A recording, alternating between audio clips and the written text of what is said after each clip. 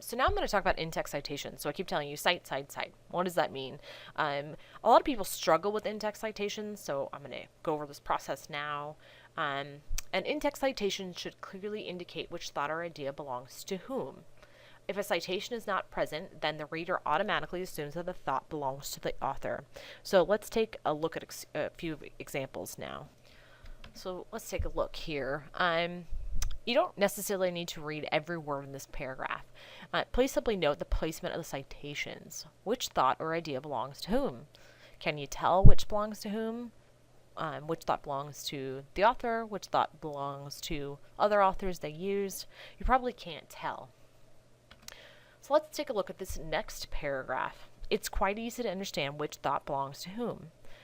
This is what each of your paragraphs should look like when you construct a paper.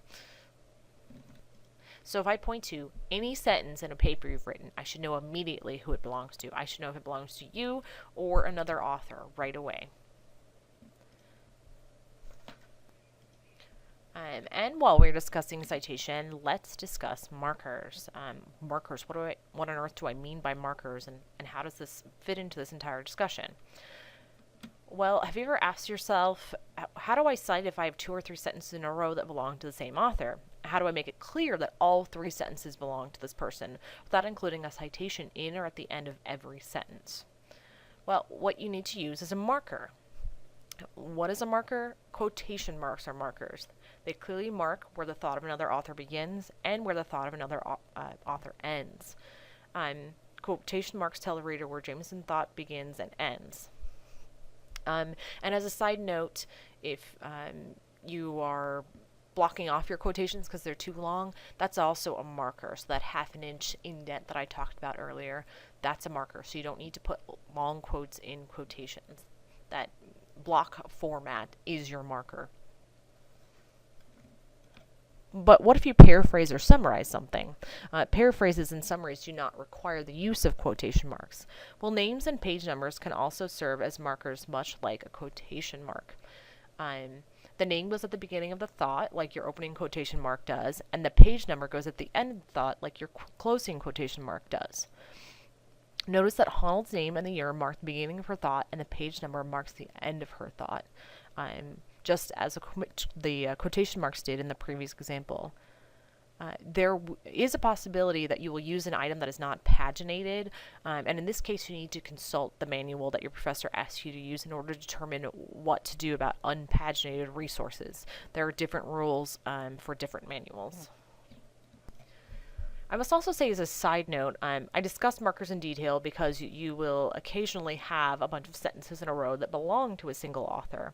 But if you examine your paper and notice that every paragraph has numerous sentences that belong to another author, or if you notice that a whole paragraph is just full of an idea that belongs to somebody else, you may want to ask your professor or somebody at the Academic Success Center for help, because this often indicates that your paper is not properly organized or that your paper lacks a sufficient amount of your own thought and work.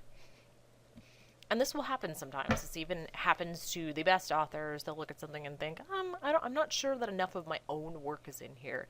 But if that's the case and you're not sure how to proceed, just simply ask, and somebody will either help you or they will point you to the individual who can help you. So as I told you earlier, I would go over what I meant by APA manual and MLA manual.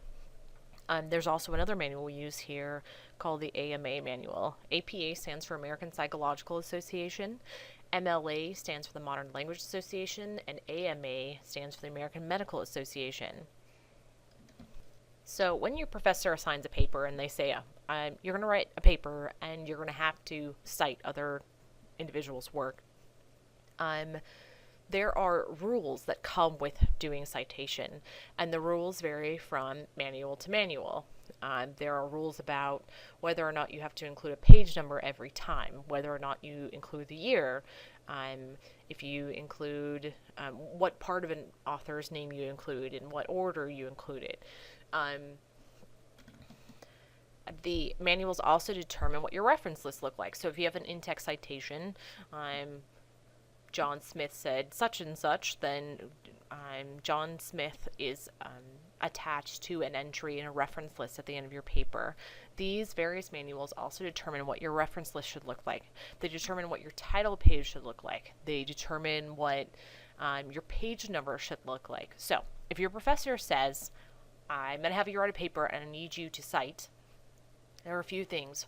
One, you need to look at the instructions and or ask your professor and say, hey, is there a particular citation style you would like me to use for this paper?